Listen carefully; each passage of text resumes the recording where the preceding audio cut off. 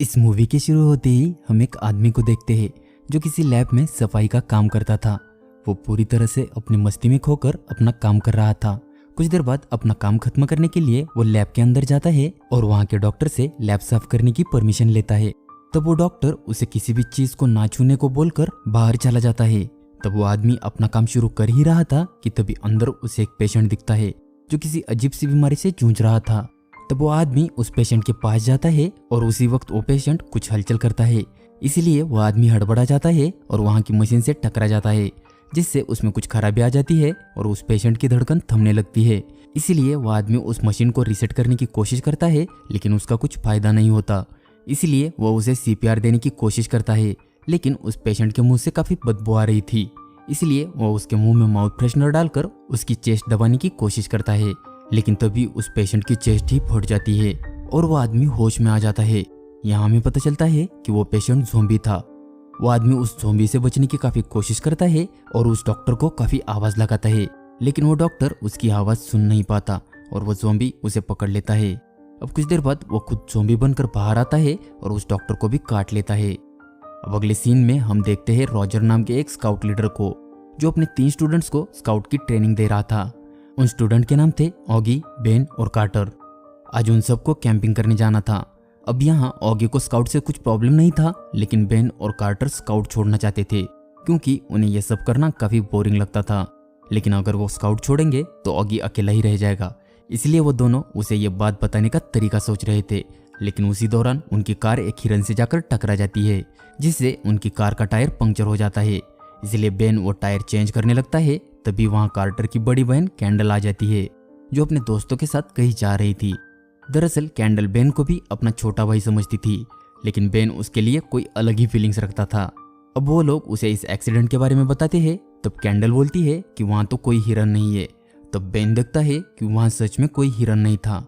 ये देखकर वो परेशान हो जाता है और काफी सोच में पड़ता है कि वो हिरन ऐसे कैसे गायब हो गया। तभी अचानक कार्टर काफी एक्साइट होकर उसके पास आता है और उसे बोलता है कि कैंडल के दोस्तों ने उन्हें भी सीक्रेट पार्टी के लिए इनवाइट किया है। लेकिन बेन पार्टी में जाने से मना कर देता है और बोलता है कि उन्हें आज कैंपिंग पर जाना चाहिए। इस बात को लेकर उनमें काफी बहस होती है और कार्टर कैंपिंग के लिए जाने की बात मान लेता है, लेकिन वो बोलता है कि रात को जब ऑगी सो जाएगा तब वो दोनों चुपके से पार्टी में चले जाएंगे। ये बात बेन को भी ठीक लगती है, इसलिए वो दोनों कुछ जरूरी सामान खरीदने एक स्टोर में जाते हैं, जहां उनकी मुलाकात टिनाइस नाम के उनके स्कूल के सीनियर से होती है, जो अब एक स्टीपर थी। वो उन्हें कुछ बियर खरीद कर देकर स्टोर के सामने वाले क्लब में चली जाती है। इधर हम स्काउट लीडर रॉजर को देखते हैं, जो मजे से अपने कैंप की जगह जा रहा था। तभी अचानक एक हिरन उस पर हमला कर देता है, जो एक ज़ॉम्बी की तरह ही लग रहा था। तब रॉजर अपना चाकू निकालकर उसकी आंख में घुसा देता है, जिससे वो हिरन वहीं मर जाता है। अब रॉजर उस हिरन की आंख से अपना चाकू निकालकर वहां से निकल ही रहा था कि तभी उसके सामने ज़ॉम्बी डॉक्टर आ जाता है, जो सीधा उसके गले को काटकर उसका मांस निकाल देता है, जिससे रॉजर उसका शिकार बन जाता है। आगे हम देखते हैं कि कार्टर और बेन भी जंगल में कैंप की तरफ जा रहे थे। तभी उनकी मुलाकात ऑगी से होती है और वो उन्हें स्काउट लीडर रॉजर के बारे में पूछता है। तब कार्टर बोलता है कि शायद वो लेट हो गए, लेकिन बेन बोलता है कि रॉजर कभी भी लेट नहीं होते, इसलिए ऑगी को लगता है कि ये उनका टेस्ट है। इसलिए वो सभी वहाँ कैंप लगाकर सर्वाइव करने की कोशिश करते हैं। लेकिन रात हो जाती है और अभी तक रॉजर नहीं आया था, इसलिए वो सब सोने जाते हैं। और कुछ देर बाद प्लान के मुताबिक कार्टर बेन के पास जाकर उसे पार्टी में चलने के लिए कहता है, इसलिए वो दोनों पार्टी में जाने के लिए निकलते हैं। तभी कुछ ही दूर बेन को रॉजर का चाकू मिलता है, जिसे देखकर वो परेशान हो जाते हैं, क्योंकि वो चाकू रॉजर के लिए लकी था और वो उसे हमेशा अपने साथ रखता था। तब कार्टर उस बात को ज्यादा सीरियसली नहीं लेता और वो दोनों पार्टी के लिए निकल पड़ते हैं। तभी अचानक उनके सामने ऑगी आ जाता है, क्योंकि उसे उनके प्लान के बारे में पहले से ही मालूम था। तब कार्टर उसे स्काउट छोड़ने की बात बताता है, जिस पर ऑगी नाराज होकर वहां से चला जाता है। इसलिए बेन और कार्टर वहां से निकलकर उसी स्टोर के पास जाते हैं जहां से उन्होंने बियर ली थी। तब वो देखते हैं कि सामने वाले स्टीपर क्लब के बाहर गार्ड नहीं है, इसलिए मौके का फायदा उठाकर वो दोनों अंडर एज होने के बावजूद उस क्लब में चले जाते हैं, जहां वो देखते हैं कि पूरा का पूरा क्लब खाली था। तभी उनके पास एक स्टीपर आकर अपने जलवे दिखाना स्टार्ट कर देती है, इसलिए वो दोनों अपनी आंखें फाड़कर मजे ले रहे थे कि तभी डांस करते करते उस स्टीपर की गर्दन कट जाती है, जिसे देखकर वो घबरा जाते हैं। तभी वहां वो गार्ड आ जाता है, जो ज़ॉम्बी बन चुका था। वो आते ही उन दोनों पर हमला कर देता है। इसलिए कार्टर टेबल के नीचे छुप जाता है और बेन बाथरूम में भागकर छिप जाता है। लेकिन वो गार्ड ज़ॉम्बी वहां आकर उसे सूंघने लगता है। इधर कार्टर हालत का अंदाजा लगा ही रहा था कि तभी वो ज़ॉम्बी स्टिपर उस पर हमला कर देती है। लेकिन जैसे तैसे कार्टर एक टूटी बोतल उसके सर में घुसा देता है, जिससे वो ज़ॉम्बी स्टिपर मारी जाती है। इधर ज़ॉम्बी गार्ड बेन को पकड़ने ही वाला था कि तभी डेनियस उसे शूट करके मार देती है।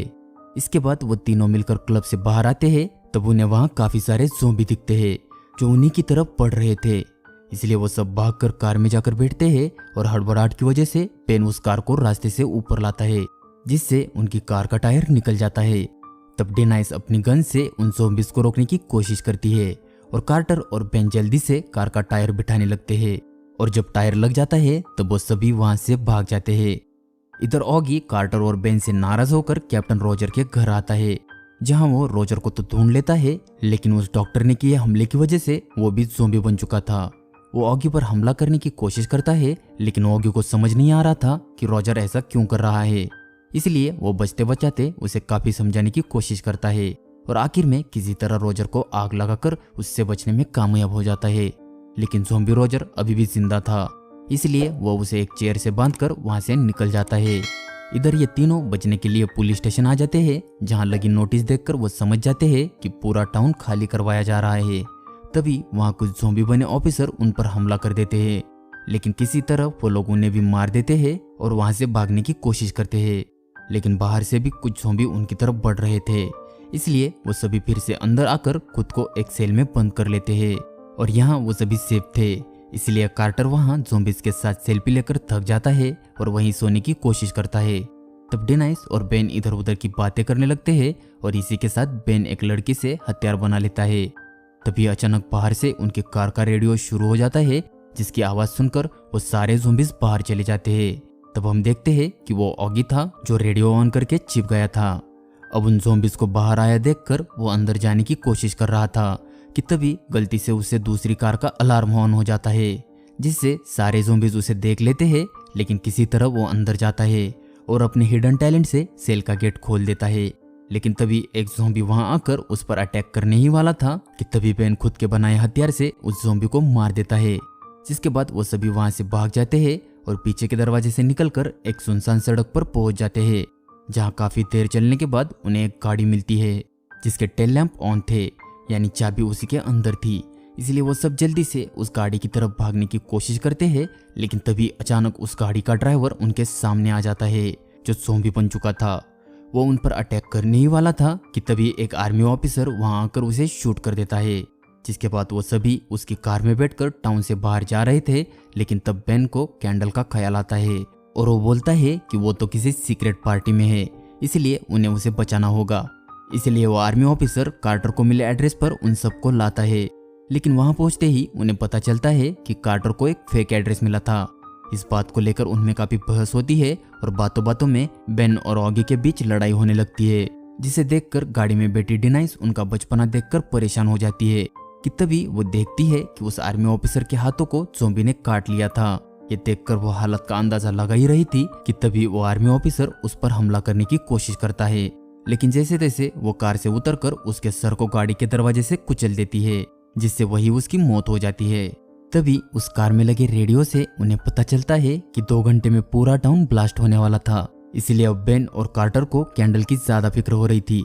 तब कार्टर को याद आता है कि कैंडल अपने डायरी में दिन का सारा शेड्यूल लिख लेती है, जिससे उन्हें उस पार्टी वाले एड्रेस का सही लोकेशन मिल सकता है। इसलिए वो सब आर्मी ऑफिसर की गाड़ी लेकर कैंडल के घर जाते हैं।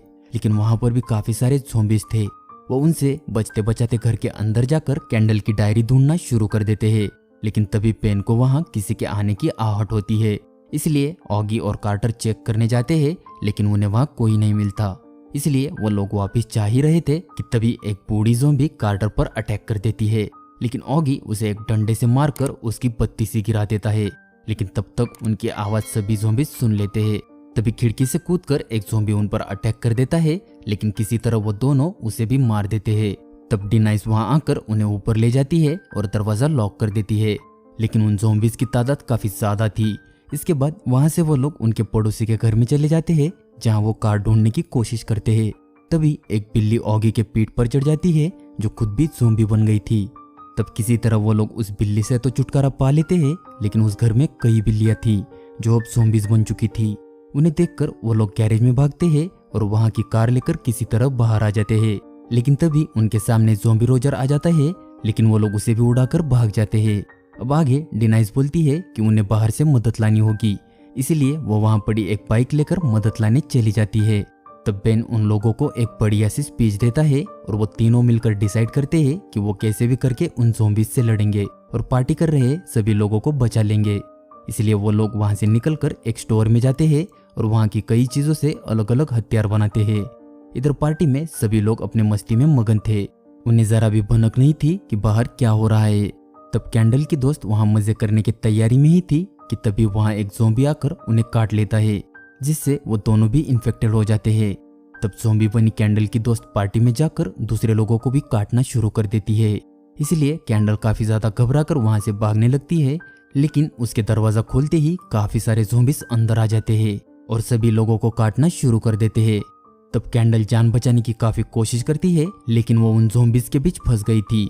तब वहां बेन, ऑगी और कार्टर आते हैं और अपने बनाए हथियार से काफी सारे ज़ॉम्बीज को मार देते हैं। तब बेन कैंडल को बचाने उसके पास जाता है, लेकिन वो खुद भी उन ज़ॉम्बीज के बीच फंस जाता है। तब कार्टर उसे तो बचा लेता है, लेकिन उन ज़ॉम्बीज की तादाद काफी तेजी से बढ़ रही थी, इसलिए वो बचे हुए लोगों को वहां से भाग जाने के लिए कहते हैं। तब सभी लोगों के बाहर आने के बाद वो तीनों भी वहां से भागने लगते हैं, लेकिन भागने के चक्कर में वो एक बड़े से रूम में फंस जाते हैं जहां से भागने का कोई और रास्ता नहीं था। तब ऑगी अपना बनाया हुआ बॉम्ब निकालकर खुद को सैक्रिफाइस करने का फैसला करता है। तब बेन और कार्टर के पास भी कोई और रास्ता नहीं बचा था, क्योंकि उन्हें उन ज़ॉम्बीज का शिकार होने से मरना बेहतर लगता है। इसलिए ऑगी उस बॉम्ब को जला ही रहा था कि तभी वेंटिलेशन पाइप से डिनाइस वहां आ जाती है, जो उन सभी को वहां से चलने के लिए कहती है। तब कार्टर बिना किसी की परवाह किए उस पाइप से कूद जाता है, लेकिन ऑगी अभी भी बॉम्ब जलाने की कोशिश कर रहा था और बॉम्ब के जलते ही बेन और ऑगी भी वहां से कूदकर बाहर आ जाते हैं और तभी वो बिल्डिंग ब्लास्ट हो जाती है, जिससे वो सारे ज़ॉम्बीज मारे जाते हैं। इसलिए वो लोग काफी ज्यादा खुश होकर अपनी जीत सेलिब्रेट कर रहे थे कि तभी स्काउट लीडर रॉजर वहां आ जाता है। इसलिए वो सब शॉक हो जाते हैं, क्योंकि वो रॉजर को अब तक काफी बार मार चुके थे, लेकिन वो मर ही नहीं रहा था। तब कार्टर उसे मारने के लिए कोई चीज ढूंढ ही रहा था कि तभी एक ग्रेनेड रॉजर के पास आकर गिरता है, जिससे रॉजर के चीथड़े उड़ जाते हैं और वो लोग देखते हैं कि सारे ज़ॉम्बीज मरने के बाद वहां मिलिट्री पहुंच चुकी थी। लेकिन वो लोग काफी खुश थे, क्योंकि उन्हें अब उनके स्काउट सीखने की अहमियत समझ आई थी। यहाँ बेन को उसका प्यार मिल जाता है और इस तरह से ये मूवी खत्म हो जाती है।